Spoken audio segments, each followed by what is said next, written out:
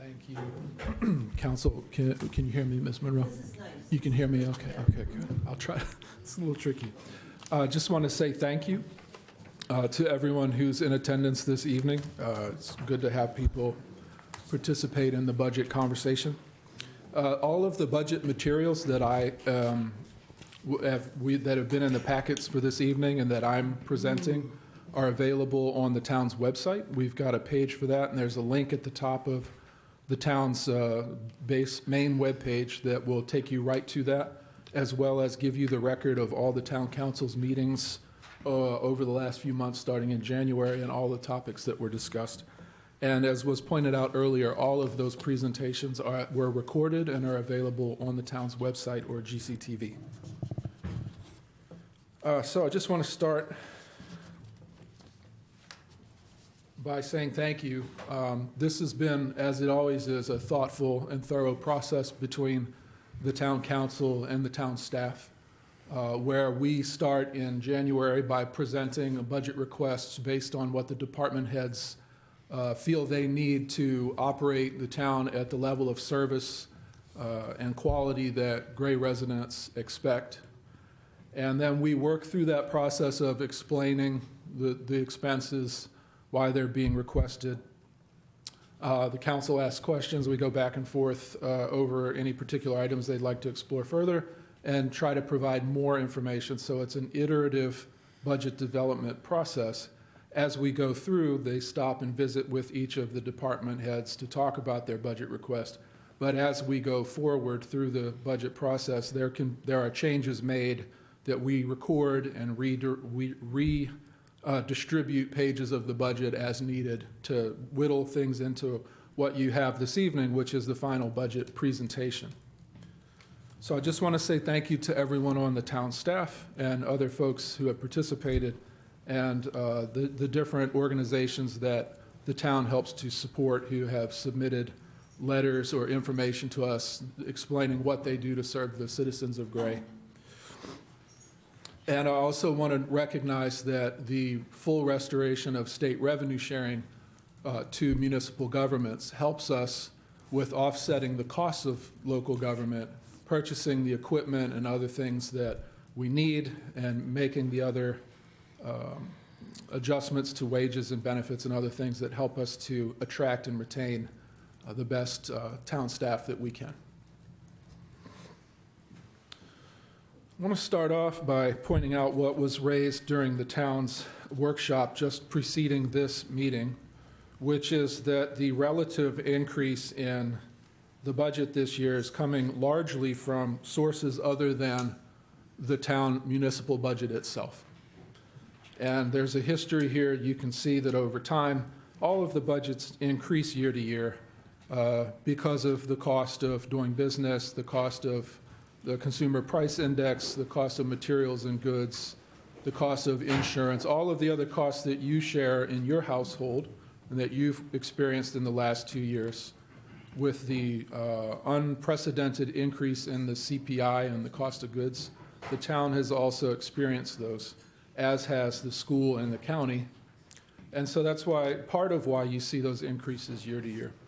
But for this year, the town's portion of any change to the tax rate or the tax bill is a very small portion compared to, for example, the school budget.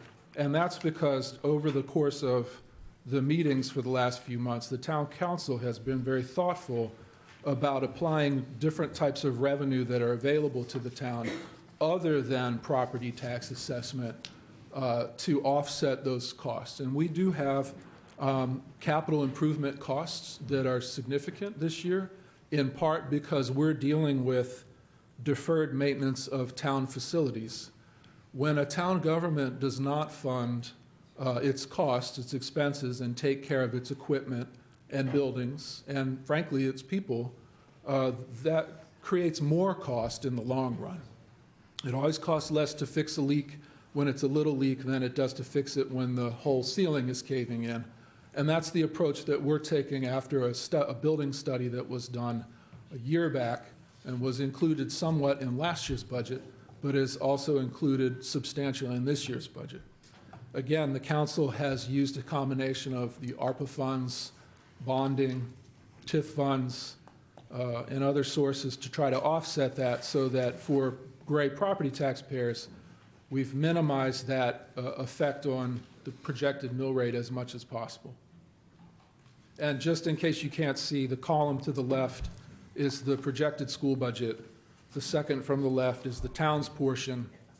The third column is the county's portion, which is increasing because they are shifting from a calendar year to a fiscal year that starts in July 1, and they have spread the cost of moving from that 6 months over 5 years for us. So we're paying that cost, our share of that cost, in increments over 5 years. That's where the majority of that change has come from.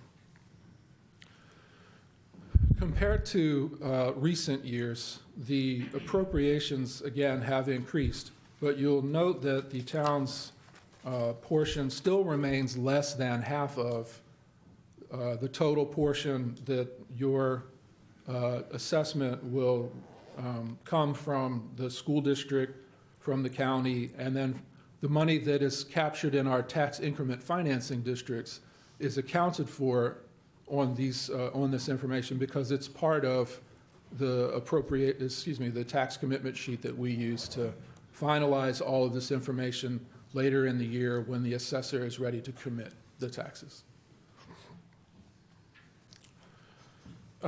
Just looking at the town's general fund expenses and capital reserve fund expenses, for this year compared to last year, the town's general fund expenses, our operating fund for the town, which is funded in part by property tax, has gone down by $25,000.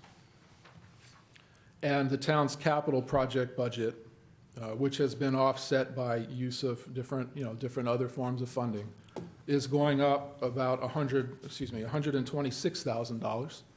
So the net increase in the town's budget that will be applied as part of property taxes is only $101,000. This is last year's budget shown as a pie chart, and I apologize for anyone who obviously can't see the small print, but all of this is available on the town's website for you to peruse at your convenience. You'll just notice between FY23 and FY24, there's not very big changes to the sizes of the slices of the pie for each department. Their budgets are about the same as they were last year. There are a couple of department budgets that have maybe shifted by a % one way or the other. Some of that can be attributed to rounding errors on the percentages. So I just want to basically note that there aren't any substantial changes in the department budget requests this year. There are some expense increases versus last year that I wanted to point out. We are continuing to make adjustments to town staff wages because in last year's budget, we identified that Gray was paying most of its employees less than what the average was for other municipalities around us. The cost of insurance has gone up for the town just like it probably has for you. The cost of tipping fees for the transfer station has gone up with EcoMaine, our contracts with EcoMaine. And we have other contracts for professional services and support like the sheriff's office and some of the plowing and sanding work that is done on public easements on private roads. And then there are some, much like we have to constantly work on our facilities to make sure that the roof, the systems are all functioning properly. We also have to make upgrades to our information technology system. So we replace our servers, we replace hardware computers that are obsolete, and we've added some computers in for department heads who haven't had one but need one to be able to do their work as efficiently as possible. There's also a new line item for a proposed public transportation system that would be provided by the RTP program in Cumberland County. They will offer a connector shuttle to the Cumberland Explorer bus that runs up Route 302 from Portland to Bridgeton. And that has come in response to repeated requests to the council to provide ride service options and access for people who don't drive and need to be connected to appointments or shopping outside of Gray. As I noted earlier, there is a projected increase in Gray's share of the school budget. As Councilor Carter mentioned in the meeting prior to this one, their budget isn't final yet, but we have what we think is the high number for the budget, and we're going to work with that because we have to in order to follow the town's required timeline for developing the budget and the required timeline by which we have to get this information to a printer to have the ballots made for both the election itself on June the 13th and also absentee voting prior to that. There is an increase to the county budget, which I mentioned has to do with them shifting their budget year by 6 months. In this year's budget, we're proposing to offer the main purse retirement system to full-time Gray Fire and Rescue employees. And they have brought it to the attention of the council and me that it is, Gray is in the extreme minority of municipalities that do not offer the main purse system to fire and rescue. And if we had public safety like police, we would want to offer it to them as well because their jobs are very intense on their bodies, and the physical toll of their work tends to, after a couple of decades, be exhausting. And so the main purse system offers them a retirement plan that meets their needs the way that their needs come based on the type of work that they do. And that's different than the retirement plan that's offered to the rest of the town staff. So that's included. The increase in the cost versus the regular offering that the rest of the staff gets for this year is only $33,000. But the value to the firefighters and the opportunity for that benefit to help us attract mid-career firefighter paramedics, which is the staff level that we would prefer to have to serve this community, increases tremendously if they're able to bring their main purse benefits into our system from wherever they've been working before.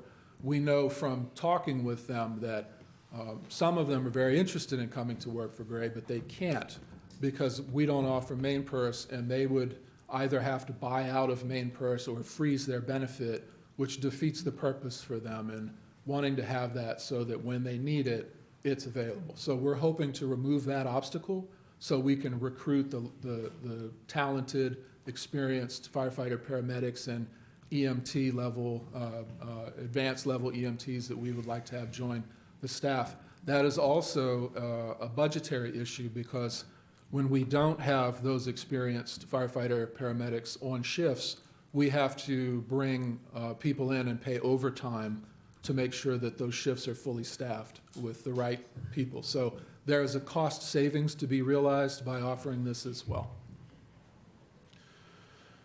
As you all have experienced too, I'm sure, there are adjustments to our budgets for the cost of utilities and fuels. We've made changes to those line items across the board. If you look at the detailed budget for the town's general fund budget, they might look precipitously large. Part of that is just a difference in the way we're accounting for it, but part of it is because prices have gone up for us also. We've had a lot of interest in the Code Enforcement Office enforcing certain violations of code that people are concerned about and would like to see addressed more than it has been in the past. And along with doing that work comes the legal work needed to prepare notices of violation and defend arguments from the town with people who are violating the town's ordinances. And there are other legal issues that we're dealing with having to do with land use and some of the future planning that we're doing to help maintain an affordable local government and increase the size of the tax base for Gray so that individual property owners don't have to shoulder the increased costs over time. We're hoping to attract new business and real estate investment that will help carry that burden and offset that cost to you as a homeowner or a business owner. And as I mentioned earlier, the cost of the transfer station tipping fees has gone up. That's out of our control largely, but it shows up in the bills that we pay for the trash that's hauled away from the transfer station. I want to revisit my comment earlier about the adjustments to wages and benefits. I did a study when I got here based on information I had received from the council and town staff that indicated that Gray's wages were not competitive, and that was part of the reason why we were having difficulty filling and retaining employees in positions. So I did a study myself. I looked at 12 communities that had comparable sizes of populations and comparable tax bases, so that we weren't making willy-nilly comparisons to communities that were much larger than Gray or much smaller than Gray or had a lot more households than Gray, trying to find as best we could apples to apples comparisons with other communities. It's a little hard to do because there aren't that many communities that are like Gray, but we found the ones we could that were closest. Some are less in maybe property value, some are more in property value. We averaged all of those out, and what we discovered was that 2/3 of the town's employees were being paid less than the median wage, and so we made incremental adjustments. I have proposed to the council that we make incremental adjustments, some larger, some smaller, some are a matter of a couple $100, some are a matter of a few $1,000s. But the goal is to get us on par with the other communities where people have the option to work, because we were losing them, and we are having trouble filling over the course of this year, filling some really key positions that their absence of employees in those spots has made things really challenging for everyone else who's here, but also has resulted in some overtime costs, hard costs to the town. So we are hoping to avoid continued interruptions in the level of service and business continuity. We'd like to get back to regular hours for the town's offices. Some of you may have experienced, town clerk's office might be closed certain times because we've been struggling with staffing. We've thankfully fully restaffed the clerk's office as of yesterday. But we'd also like to be able to move forward with that and get back to the normal service level that you may be accustomed to as a Gray resident. We're also recognizing that inflation has gone up over 13% in the last 2 years. So since we started this program to try to right-size wages for Gray, any of the gains that the employees may have gotten from those increases has been offset, just like it has been for you, by the cost of goods and services. So I have recommended to the town council that they continue with the proposal into FY24 to finish out the increase in wages that were proposed as a 2-year increase starting in the current year's budget. And the reason why we split it out over 2 years was to try to spread it out over time so that it wasn't a big bump for you and your tax bill for this year only. So we spread it out over 2 years. In the current year's budget, the town council added on request from the chief of public safety 2 new firefighter paramedic positions. And the funding for that started in January of this year. It wasn't the full year, it was only half of the year. Going into next year's budget, we're funding that for the full year, so there's an increase in that budget line.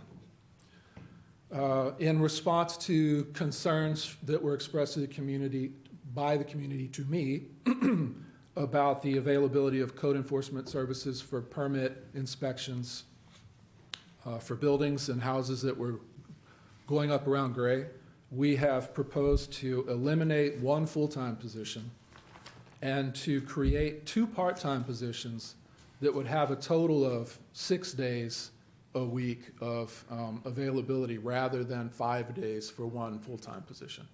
So there's a little bit of a cost shift there, small increase, but it also increases the capacity of the code office to perform inspections and do permit paperwork. I have proposed to the council that we refill the vacant Director of Public Works position with a Director of Public Services. This person would hopefully be a licensed engineer. In being a licensed engineer, that person could help the town with road project design, with permit inspections for driveways, could help us make wiser decisions about road maintenance over time, and generally will reduce some of the cost of our outsourced engineering over time in the future once they get in and understand the projects and the landscape of what we do. We are also working on a town-wide plan for business continuity and succession planning and backups, so that if someone is on vacation, they're not the only person who knows how to do their job and somebody else can fill in for them. Or if someone, excuse me, someone wins the lottery and decides they're not going to show up to work anymore, that there's somebody else in their department or in the town who knows at least enough how to do their job to keep the wheels spinning until we hire another person or promote somebody from within a department. And one of the things that this role will do is to shadow the job of the transfer station director, who is in no hurry to retire, and we're in no hurry for him to retire. Everybody appreciates Randy and the way that he runs the transfer station. But we want to make sure there's another person at administrative level who understands the workings, the complex workings and relationships that make the transfer station what it is and helps it deliver the services that it does to you in the community. We've also, along with that proposal, recognizing that public engineer is probably not going to be a CDL licensed plow truck driver also. That would be cool. We're proposing to add another light equipment operator who would be a truck driver, plow truck driver in the winter months, and then in the summer months would be working in the facilities department, because the town has added some facilities to our workload, maintenance of the Libby Hill Trail System. The department has moved to the village station and is working out of there, but has more fields to maintain, more mowing to do, other special projects that the community has requested.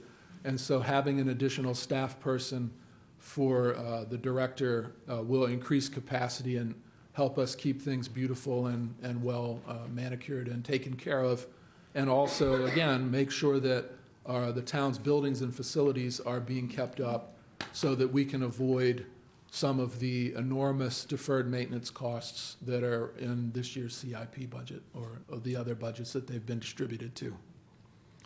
And lastly, we have proposed, on recommendation from the staff in that department, we have proposed adding another town clerk position. This would be an assistant town clerk position, and to spread out some responsibilities throughout that department, including having an AP and payroll clerk who can back up the finance director and help out with making sure the bills are getting paid on time. Someone who can help with the rec department registrations and calls and questions that come in for rec department programming and childcare programming. To increase capacity in the clerk's office, which again has been an issue of concern in the past, and also to help me with some of my administrative needs. Fairly small portion of that person's time, but it would help for me to be more efficient so that I can be more responsive and available to Gray citizens. So I mentioned the competitive wage adjustment. There is an increased cost of medical care insurance. You've probably experienced the same in your household. We are working on a training curriculum and a professional development curriculum for town staff so that we can develop the skills we need to be cross-trained and have business continuity in the event that somebody's not able to come to work, they're sick, what have you. Right now, we have some challenges with that. We want to address that.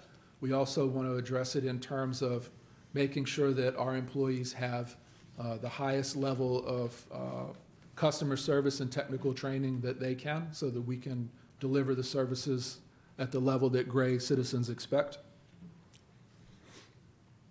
In our capital budget, we have some bridge maintenance items that are probably one-time items or once every 10-year items that we've accounted for.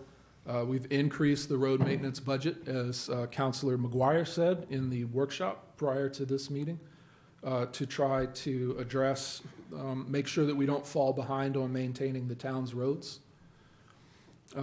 We are not purchasing any heavy equipment, any fire apparatus, anything like that in this year's budget, but we do have a pickup truck for the facilities, buildings and grounds department, because there's more staff and more need for them to be working in different places.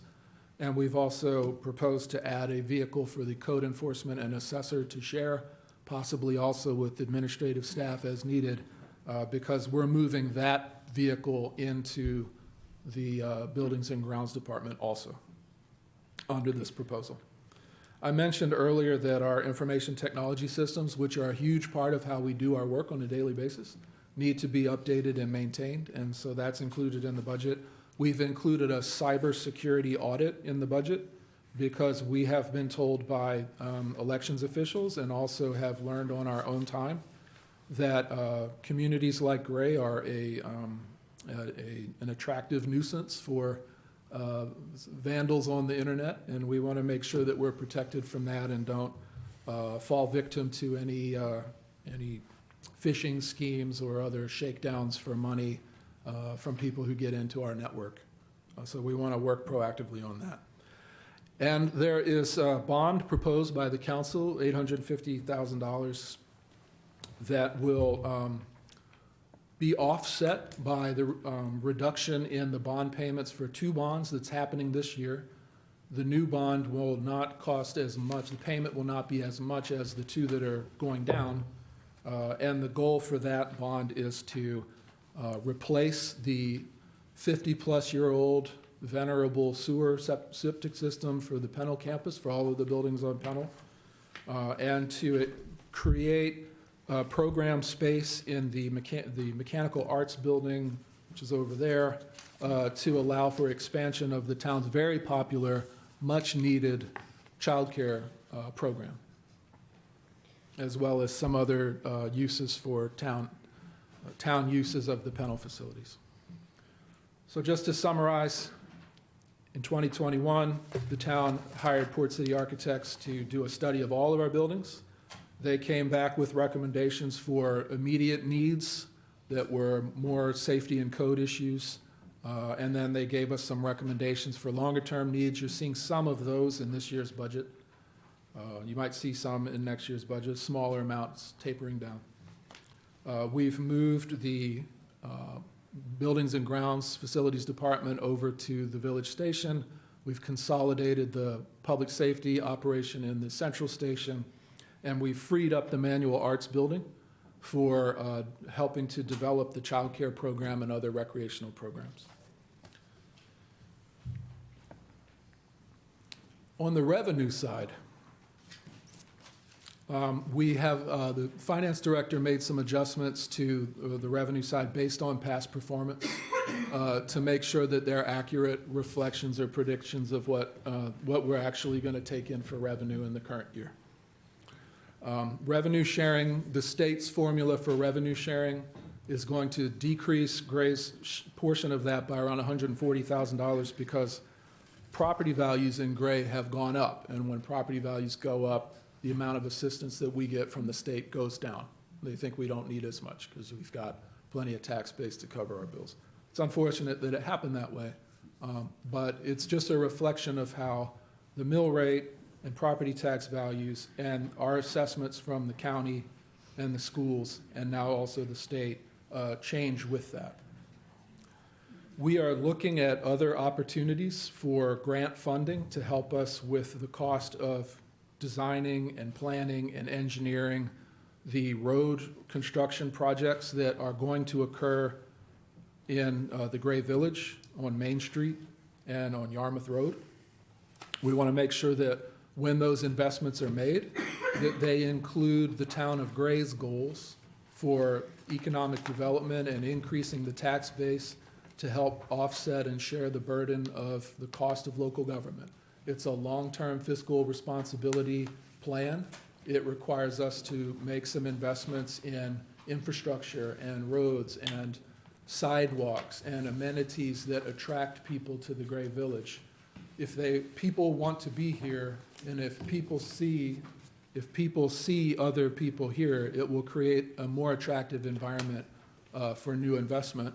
And so we're working on planning with the DOT and with our contracted help in planning and design and engineering to, when we're done with all these road projects, to make Gray, the village in Gray, an economic engine for the whole town, and then to expand that economic engine into other community centers around the village along the travel arteries. We can talk a lot more about that in the coming years' planning work. Some of you may have attended last year's design studios, open design studios here in the council chamber, or gone to the town's block party. And we were very pleased to get the town's suggestions and recommendations on what to do, or what you thought Gray should look like in the future, and we've incorporated those into the master plan that's on the website. I mentioned earlier that we're hoping to expand the child care program to help better meet the needs of Gray families. I mentioned earlier that a lot of the project costs are being offset by skillful use of ARPA and the TIF fund and the proposed bond. And I mentioned before that the new bond payment will be less than the total of the two bond payments that are reducing as those bonds make their way to maturity and retirement. I'll leave it on the presentation just to note that there are some decreases in revenue projected for permit fees and other fees in the code office. The cable franchise fee is reduced by half, I think as a preventative measure. And then there are other fees related to, again, services like the animal control and reduction in the, or increase actually in the value, in the amount of money we're receiving from the DOT for maintaining our local roads. Every year in Gray, for the last 2 or 3 years, at least since I've been here, there's a question on the town ballot about LD1. And we call it LD1 because it was LD1 back in 2004. Every year there's a new LD1, but this particular one is referred to as that. It's actually the property, it's a tax cap levy. And the idea behind it was to try to control the growth of local government and tax bills to protect people, homeowners. Unfortunately, the statistical model created by the state back then, it's like a pair of pants that you bought in 2004 that were already a little snug. And over time, I have a pair of pants like this. Over time, you maybe have gotten a little bigger, but your pants haven't grown with you as you've gone. And where we are now with LD1 is that no matter what the town does, we're practically exceeding LD1 just with changes in the budget and state revenue sharing before we even talk about the town's actual operating budget. This cap only applies to the town, the municipal share of the budget, which is, again, like less than half overall. And the increase is just a small portion for this year. But there's no cap on the school budget, and there's no cap on the county appropriation. So as written, the law does not accomplish the goal that it set out to accomplish. And there is talk at the legislature about amending that bill or correcting that language, modifying it so that it actually does what it's supposed to do. But for now, you will see an LD1 question on this year's ballot. And it just creates a challenge for us. We want to deliver the best service we can. We've made a thoughtful analysis of the budget request, and this just adds another hurdle to the approval of the budget. So I've mentioned all these different items that are on this page. We're working to continue to develop staff skills, technical training, but also other professional training, management and leadership training, and other types of professional development to make sure we're giving you the best service we can. We're working on continuity planning and disaster planning so that we're better prepared in the event that something like what happened 3 years ago with the flooding of Pennell Hall, that we're better able to quickly respond to that and continue to provide service to the community. We're looking to make some expansions to town staffing to address needs that have been identified by the clerk's office, the public safety, buildings and grounds.